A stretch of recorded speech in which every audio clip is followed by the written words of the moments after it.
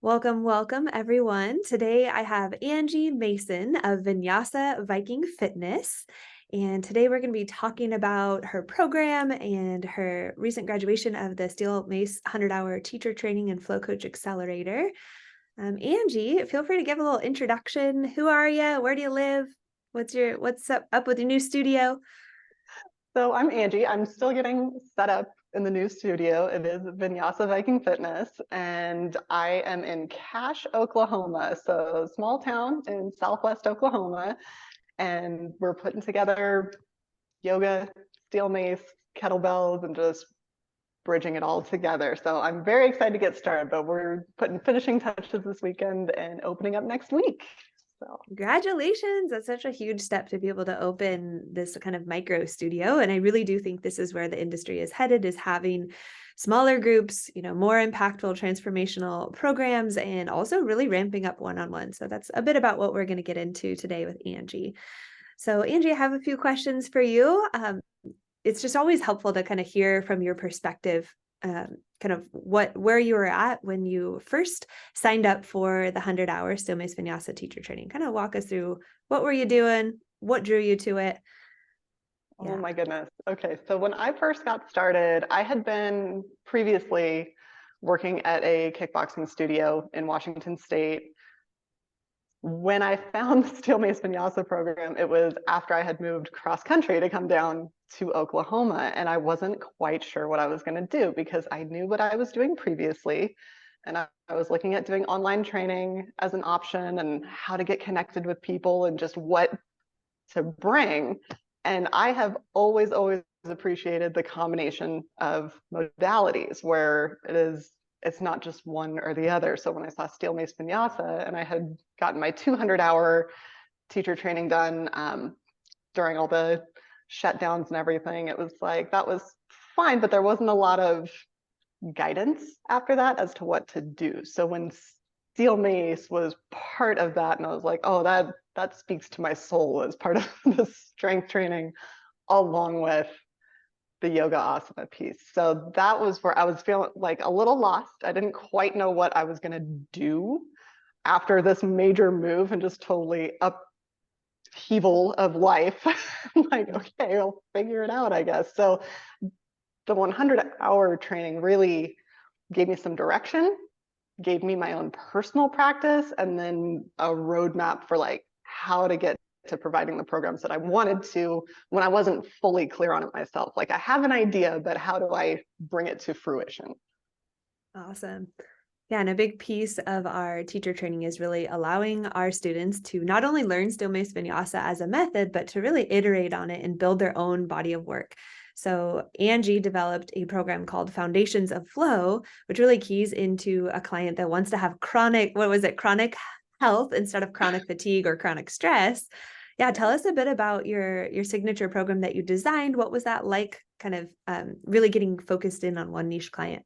Yeah, and that took some time. We had some loving shoves from summer in getting me to like the correct person that I was speaking to. But what I found was one of the reasons that people have come to train with me repeatedly is that I have my own chronic illness and I have consistently had to start over with my health and wellness. And so that's Crohn's disease. And that's one of those things that I just know if I've had a major flare, it's a slow build back. And I was like, well, how do I help someone who's dealing with a similar situation? And it didn't, not necessarily Crohn's, but just some kind of chronic condition that they've consistently had to rebuild. It's like, where's that roadmap for them? Because it can feel very overwhelming. So that was where I started building my program, was if I'm starting over, I was doing okay, life is good, major flare, I'm ready to get back. What's next?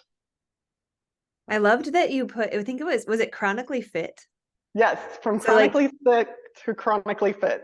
Yeah, that's pretty brilliant. I definitely have not heard that. And I think just really bringing awareness to this idea of like, we can also be chronically fit, and fitness isn't linear. It's like there are times when you fall off the wagon, but you can just get right back on and start back up with some semblance of a 4-day wave. Even if your wave is beginning with your no intensity and low intensity, which is essentially our joint mobility and just getting, body weight fundamentals, there's always somewhere that you can gradually start. And I think that's really key for that population that's experiencing chronic pain or even chronic stress, chronic adrenal fatigue. We can shift to becoming chronically functionally fit, honestly, not just fitness, but like functional fitness. Yeah. So Angie, I'd love to hear from your words, like what is steel mace vinyasa for somebody that doesn't understand it? Like, how do you explain it to your clients? Like, what is it? What did you learn in the teacher training that were kind of some concepts that you're now bringing into your own signature program? Right. So the way I have explained it to people is that combination of like that juicy goodness you feel from those the long yoga poses, right? Where you're like, oh, that just feels amazing, combined with the intensity and that powerful feeling of, oh, I just crushed my strength workout.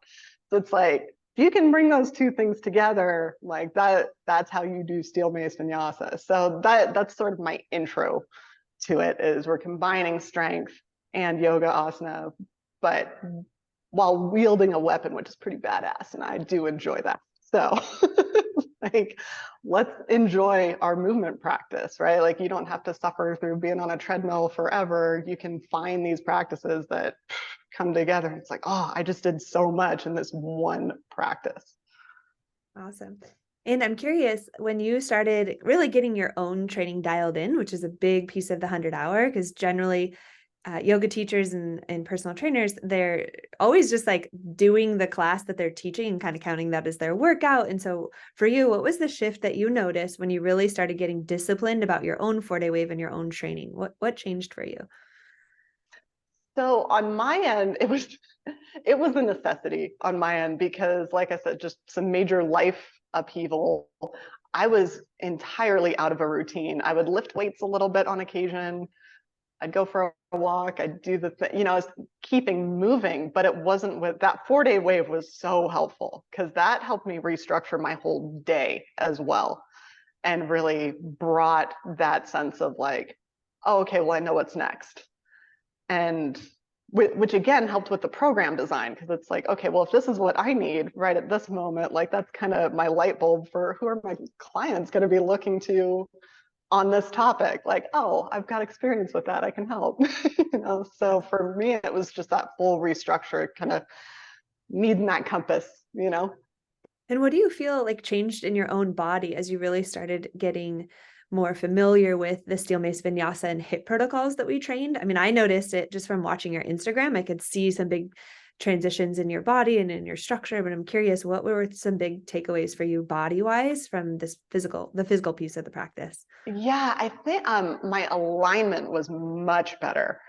And that was something that when I started, I didn't feel like needed much work. And then as I got into it, it was like, oh, you really have there were some compensation patterns I wasn't fully aware of. Like, I knew, hey, one side is tighter than the other a little bit, but when you're really adding that weight to these poses and then transitioning from one conditioning round to the next, it's like, oh my gosh, it's that one tightness that I thought, oh, that's not that big a deal. I'm like, that's huge. And to then see that improve to where the poses get stronger, the conditioning rounds, I can move a little faster. And it's like, oh, okay, like I finished my session and I feel like I really did something, but I'm not wrecked for the rest of the day either. To build that stamina as well was huge. Awesome. And how have your clients liked just adding this new modality? Can you share any like client wins or any things like that about the feedback you're getting since you've been now really specializing in functional movement patterns, steel mace vinyasa and HIIT? Yeah, and that's been really fun, because as I've gotten a mace into some people's hands, at first they're like, okay, tell me what am I even doing with this? This looks weird, right? And then after our first session, and initially, it's just some of the basic movement patterns, ballistic squats, that kind of thing. And we'll finish up and they're like, oh my gosh, that I see where I'm really going to like this, and it's the same kind of thing. It's like, we're not just doing one or the other. So they get that really good empowered feeling of holding this tool as they're going through their session, but then also finishing up and going, okay, well, now I'm like energized for the day. I'm not just totally wrecked, And I think that's one thing a lot of people have experienced when they've gone to, just, I'm going to a gym, someone tell me what to do. It's like they just get destroyed for no reason. It's like, no, that's not what we're doing. Like, you're going to get stronger, you're going to have better endurance, but it's not going to be at the expense of your body. I want you to feel better, move better, not get really sore and feel really bad the next day. Yeah, you should leave a strength training or a movement session feeling good, not feeling depleted, or like you've been kind of bringing up your cortisol and adrenaline. We really want to work on digesting the stress response and helping to open up the fascial lines. Have you noticed any specific wins in like shoulders or, core, glutes, or anything like that, where your clients are like, whoa, this is like changing my structure? I think the core strength especially has been a big one for people, because you have to stand tall. You have to stand like you mean it. You can't kind of halfway hold a mace, It's like you really have to get in there. So for me, that's the biggest thing that I've seen from people. The mace hurt us. I know.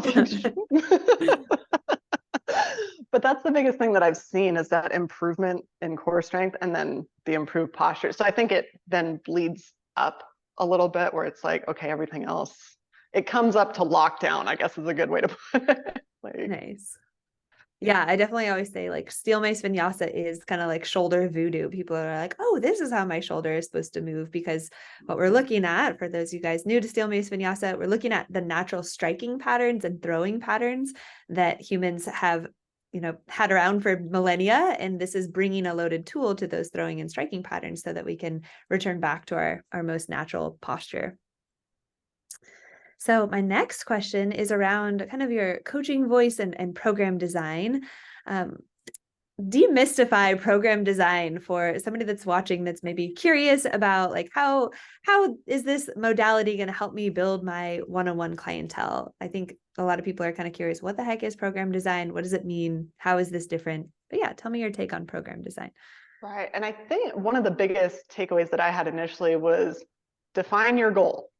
And whether that's working with someone one-on-one or designing a general program, it still needs a goal to build from. So in my case, it was people with chronic conditions, who might have higher stress levels, that kind of thing. It's okay, our goal is to get them to a stronger point overall. We're improving these general health markers, but that's something I can work with them one-on-one, right? And in thinking of that person, put yourself in their place. What are they looking for? If I'm dealing with wrist, shoulder, whatever injury, tightness, find the goal first and then build from there. Because you're not going to take somebody who's starting fresh out the gate and be like, okay, we're doing warrior 2 and we're going up overhead and here's a drop swing. It's like, how do you build them there? So if your end goal is here, reverse engineer it. And that to me was like the biggest thing within program design, was first you need to know who you're talking to, even if that's an imaginary person to get you started. Where do we want them to end up? How would you get them from point A to Z? Yeah. And I think it brings up such a good point, is like general fitness or general yoga is really where a lot of folks that come into the teacher training, that's what they've been taught. And so they're taught to teach a group class that's for the general population, that's going to cover all the poses and very generalized. Whereas what we do is steel mace vinyasa is we're looking at these aspects of performance. So we're like, all right, do we want to improve overall conditioning and endurance in the lower body, conditioning in the shoulders, conditioning in the core? These are some aspects of like why somebody would hire a personal trainer, a personal coach, is they have a specific goal in mind. And so we need to look at what is the client's chief complaint that's preventing them from getting to that goal, and how can we build a program that really addresses the client's chief complaint. And we do a lot of work with even more specialized populations. So think, people with chronic health issues like Angie's focused on, people that are aging and have osteoporosis, they're losing bone mass density. people that are going into pre-menopause and menopause, and there's a hormone fluctuation and an increase or a decrease in lean muscle mass as women age. And so we're really looking at how can we create a more specific program? Because if they want a general fitness, they can go to the gym and go to a general fitness class. When you're looking at personal one-on-one program design, it should be progressive in nature. It should have an end goal in mind, and you're really reverse engineering the client's goals with movement workouts that really movement sessions and workouts and also mobility that really cater to the client's end goal. Angie, I really noticed too, as you moved through the program, you even said this as well, just really like finding your coaching voice and finding the voice of your business and of your brand. Tell us about what that shift was like for you, and what kind of clicked on for you. Do you remember when you started finding your voice? Yeah, that was an interesting thing because I feel like I've been in the fitness world a long time, How many years? yeah, since I was like 12. Okay. So like over 15 years? Yeah, because so I started in martial arts and was teaching shortly thereafter, so I've been telling people how to move their bodies for a really long time, but it was one of those things that in always kind of working within a specific studio or gym or within someone else's program that they've created and I'm delivering it. Once I got out on my own, it was like, okay, I have an idea of what I want to do, but it was just the shell of an idea. And it's like, well, how do I actually explain that? Like, I don't know. And that was where doing the coaching calls, both with the group and then some of the one-on-one stuff was really, really helpful because I did have some of that very like angsty growth where I was like, I know things, I know things, but what? How does it happen? So that was where I found some really good moments of just, and again, where it's emphasized within the program to have your own practice. It's like, there were days I'd show up and I was like, I don't want to be on my mat today. I just don't. I'm cranky about it because I'm trying to work on this program and it's just so much. But then by the end of it, it was like I'd have those little breakthrough moments of, whether I was taking someone else's class and they would say something that just resonated. And I'm like, oh, that was that was the hand through the fire hose that was like, here, let me help you out of this kind of gritty moment. And it's like, okay, I have an idea. I better know how to explain it now. And I've said it before, I'm like, that was kind of the map that I needed. That was the compass that I needed, was being surrounded by other very like high level movement coaches, because I'm like, I've been in this world a long time. It's not common for me to have people where I'm like, I don't know, like I'm in your world and I don't know how to do that. So that was really cool to have that support and those practices that were so heavily emphasized, where it's like, yeah, you need to be on your mat doing your own thing every day as well. Come to class. So yeah, it's always such an overhaul with coaching language. Every single trainer, yoga instructor, even people like you who have been in the industry 15, 20 plus years, we always have to kind of overhaul the coaching voice because there's so much passive coaching out there and just kind of like overall like uninteresting or more boring rote language. Whereas what we're looking for with movement coaching, it's an art and a science.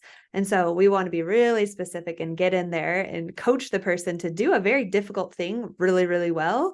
And it's not a demotion. If somebody has to regress to level 1 to get more torque and more lat activation or get more glute activation, it's an opportunity. And I really love the pieces of Steel Mace Vinyasa where when you're doing conditioning, there's 3 levels of difficulty, and people in a group class or even in a one-on-one setting, it's like they're learning how to upshift and downshift based on where they're at that day.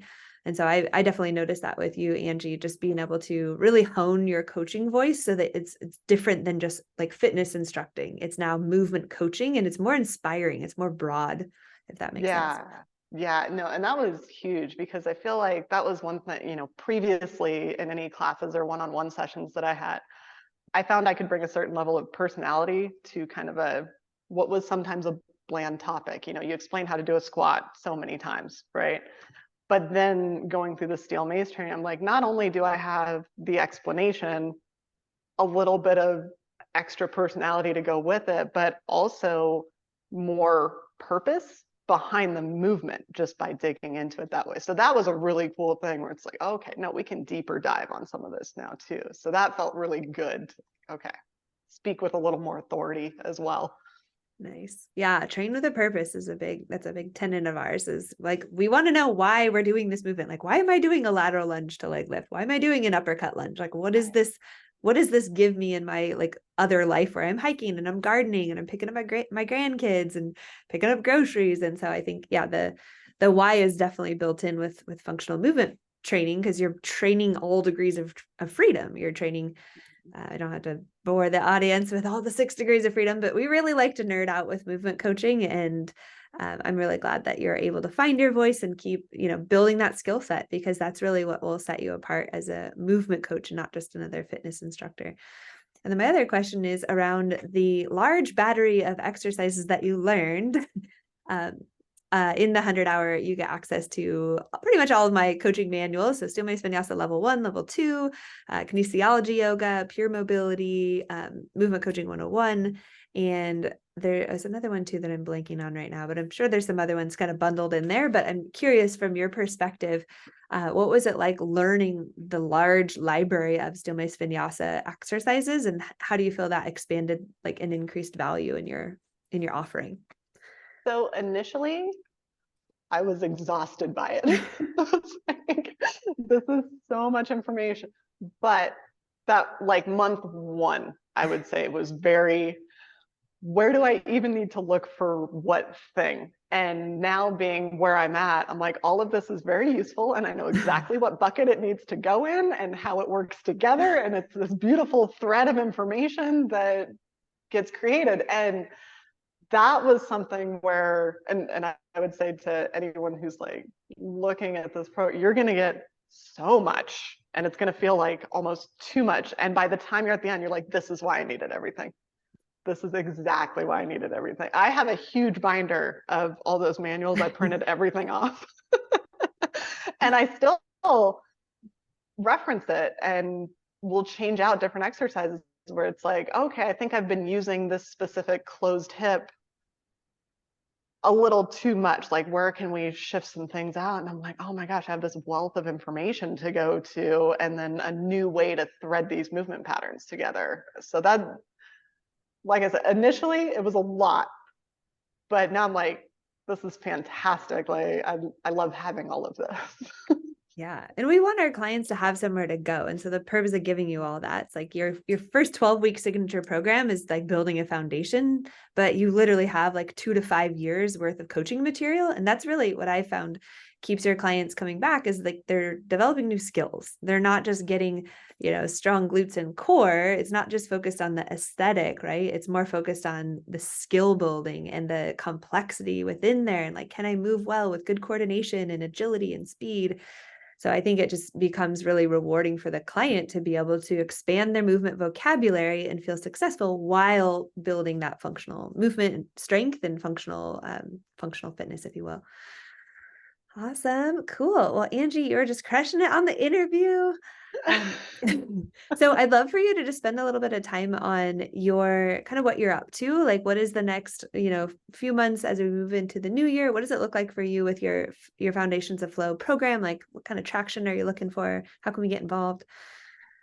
Yeah, so the next few months are absolutely going to be a whirlwind. I can just say it, because, like I said, we're opening the studio next week. So I'll be starting a handful of group classes, doing some one-to-one training. And with the population that we have here, like I said, it is small town, but I see that Foundations of Flow program being a pretty big pillar within this for doing some one-to-one coaching with, or even, a small group specialty for that, where it's like, we're just going to go through this together, and maybe I'll take on 3 to 5 people at one time to go through it, because there is a need for that here, that support of, hey, I'm starting from ground zero, help me get there. It's like, how do I even just get started getting off the couch? And it's like, okay, I have a place for you to go. So that's where I see it coming in really helpful initially, is like, that program is ready to go. It's on my website. It's ready for you. Like, let's do that. But then from there, I am planning to build out another program to be like level 2 of that. So we're going from foundations to next level and continue from there. So there's going to be a next iteration of it. So coming up, but probably by the end of the year. I don't see it getting done in this next month. Okay. Yeah. And what has that done for you? Just knowing that it's built, the program's built, you can start taking people through it. Just like taking the guesswork out of your coaching. Like, how has that improved your flow and your confidence in that's a coaching? huge load off, because I already know that it's been well researched, it's been tested, it's got support videos to go with it. You know, that was something that was important to me. And with that, it's all, I feel like well documented is the way to say it, but at the same time, it's like, because of the way that we did our program design, you know, I've got references in there for where this is where all the research came from for these things. You can go look that up. It's not just an idea I had that seemed good, you know, it's like, oh, this is why we're doing these things. And one of my beta testers that went through it, she was like, man, even just the questions you ask at the beginning for goal setting are like, I had to really sit down with them. Like, because we need to know, you know, like define the goal. And then I could just hear you coming out of my mouth. Like, you have to define your goal. Like, oh. Yes. So.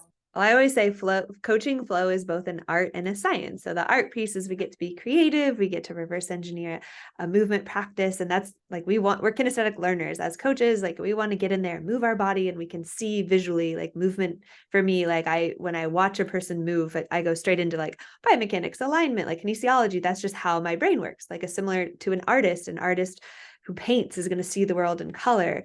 And so for you, it sounds like you're really confident with your research and there's a why behind it. And now it's just allowing you to step into your authority as a coach.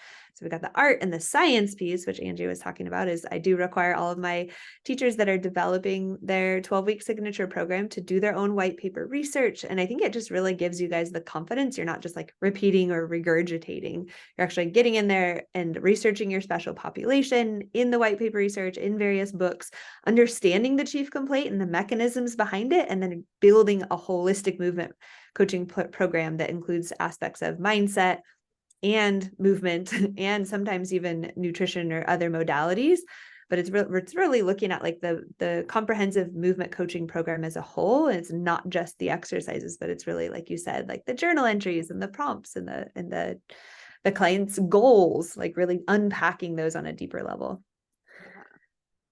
Cool. So Angie, tell us where we can follow you. What's your Instagram? If you have any like websites, share a bit about like what you got coming up next and how we can find you and stay connected. Yes. So I'm on Instagram as Angie Mason Moves, because I have a very common name. So Angie Mason Moves. And then my website is vinyasavikingfitness.com. You can find me there. And I'm on Facebook the same way, Vinyasa Viking. So easy to find as far as that goes.